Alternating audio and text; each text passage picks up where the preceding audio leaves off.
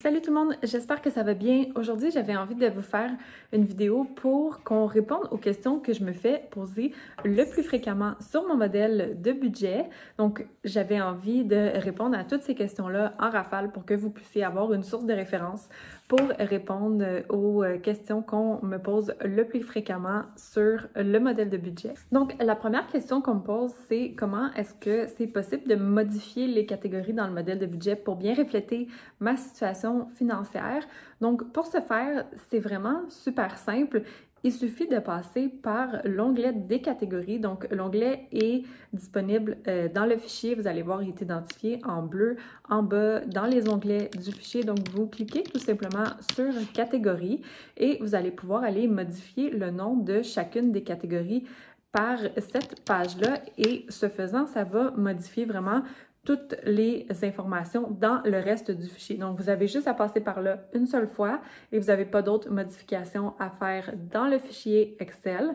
Il y a deux versions pour le modèle de budget. Donc, dans la première version, c'est la version, on va dire, régulière. Et dans la deuxième version, c'est la version famille. Dans la version famille, j'ai vraiment fait une section de plus avec des dépenses qui sont directement reliées aux enfants et à la famille. Donc, ça vous donne un peu plus de marge de manœuvre pour ajouter des catégories qui seraient dans votre budget si vous avez des enfants. C'est super important de noter que c'est pas possible d'ajouter ou de supprimer des lignes. Par contre, si vous trouvez qu'il manque de catégories, vous pouvez toujours combiner deux catégories sur une même ligne. Donc, par exemple, taxes et assurances que vous pourriez combiner sur une même ligne pour les suivre ensemble. Et si vous trouvez qu'il y en a trop, bien, vous pouvez tout simplement les laisser vides et ne pas les utiliser. Deuxième question qui revient souvent, c'est pourquoi est-ce que je suis pas capable de rien écrire dans la colonne réelle du modèle de budget? Eh bien, c'est très simple, c'est tout simplement parce que la colonne, elle est verrouillée parce qu'il y a une formule à l'intérieur. Donc, si vous voulez noter vos dépenses réelles, vous devez vraiment passer par l'onglet Transactions qui est à droite du fichier de l'onglet et tout va se calculer automatiquement.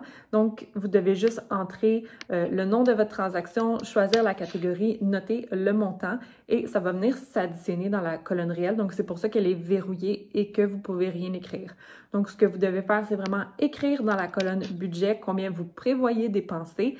Et durant le mois, peut-être une fois par semaine, vous vous asseyez, vous compilez toutes vos dépenses et vos revenus que vous avez fait durant la semaine et tout ça va venir s'additionner automatiquement dans la colonne réelle et la colonne différence aussi va se calculer automatiquement. Pourquoi?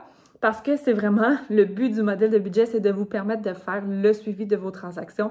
Ça aide vraiment à prendre conscience de nos dépenses et de où va notre argent. Donc, c'est vraiment ça le but de l'exercice et c'est pour ça que la colonne est verrouillée. C'est parce qu'il y a des formules dedans. Troisième question qui revient souvent, c'est comment est-ce que je peux gérer les remboursements dans le modèle de budget. Donc, soit je fais un achat, je vais le reporter au magasin ou je fais un achat pour quelqu'un d'autre et il me redonne l'argent un peu plus tard. Il y a deux façons de gérer ça dans le modèle de budget. Donc, la première façon, si vous allez noter dans l'onglet Transactions votre dépense. Donc, on va prendre l'exemple d'un cas où je vais acheter 100 $ de vêtements au magasin et finalement, je décide d'en retourner 50 $. Donc, la première façon, c'est que à la base, vous allez noter votre première transaction qui est 100 $ de vêtements. Vous pouvez aller sur une autre ligne et noter le remboursement avec le signe moins. Donc, vous viendriez noter une deuxième transaction vêtements. Vous choisissez la catégorie vêtements et vous allez écrire moins 50 et ça va se comptabiliser comme un remboursement. Et l'option numéro 2, bien, ce serait tout simplement de venir écraser le montant initial que vous aviez noté. Donc, si à la base, vous aviez noté 100 $, bien, vous pouvez tout simplement réécrire 50 $ par-dessus le 100 $ que vous aviez mis à la base. Donc, tout simplement faire le calcul de votre côté et venir noter le bon montant. Donc, c'est à votre guise, un ou l'autre, ça va fonctionner. Une question un peu similaire que je reçois, c'est par rapport à la gestion des fonds d'amortissement dans le modèle de budget. Donc, je vous parle beaucoup des fonds d'amortissement, comment prévoir vos plus grosses dépenses en mettant de l'argent de côté dans un compte épargne. D'ailleurs, dans le modèle de budget, il y a un onglet qui est dédié à ça, donc à prévoir vos plus grosses dépenses. Donc, la première étape, c'est vraiment de venir noter les plus grosses dépenses que vous prévoyez faire durant l'année. Et le modèle de budget va vous indiquer combien d'argent vous devriez mettre de côté dans votre compte épargne en prévision de ces plus grosses dépenses-là.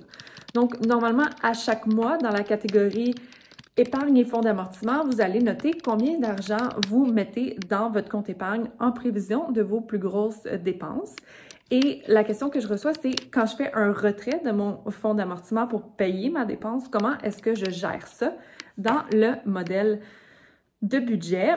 Et la façon de gérer ça, encore une fois, il y a deux possibilités. La première possibilité, ça va être de noter dans la catégorie revenus une ligne pour vos retraits de fonds d'amortissement. Donc, dans vos revenus, vous pourriez noter fonds d'amortissement retrait et venir, quand vous faites un retrait de votre fonds d'amortissement, noter un retrait dans les transactions et ça va venir s'additionner dans vos revenus.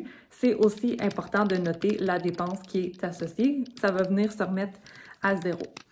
Je sais qu'il y a des gens qui n'aiment pas nécessairement que ce soit dans la catégorie revenus parce que quand on va regarder dans le bilan annuel, ça pourrait un peu fausser nos données de revenus. Là, il y a des gens qui aiment bien voir leur salaire net de l'année. Donc, une autre option, c'est toujours dans la catégorie épargne et fonds d'amortissement, venir se faire une ligne pour les retraits du fonds d'amortissement et venir noter un montant négatif quand on va retirer de l'argent du fonds d'amortissement.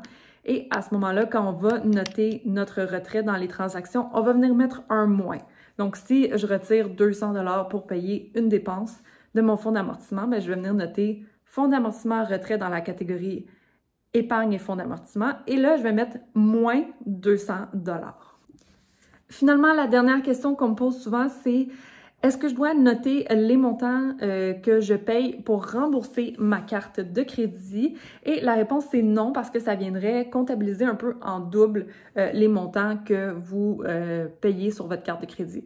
Spécifiquement, si vous remboursez votre carte de crédit au fur et à mesure, ben là, c'est vraiment pas nécessaire de le noter. Si vous traînez une vieille dette sur votre carte de crédit que vous essayez de rembourser, ben là, vous pourriez aller la noter dans la catégorie dette. Mais sinon, pas besoin de comptabiliser les remboursements que vous faites sur votre carte de crédit, sinon ça va compter 2 fois la dépense durant le mois. Donc voilà, j'espère que ça répond bien aux questions. Je vous rappelle que vous pouvez accéder à mon modèle de budget. J'ai mis le lien en dessous de la vidéo et j'ai aussi créé un atelier avec 8 heures de module vidéo où je vous explique en détail comment bien utiliser le modèle de budget pour gérer vos finances personnelles.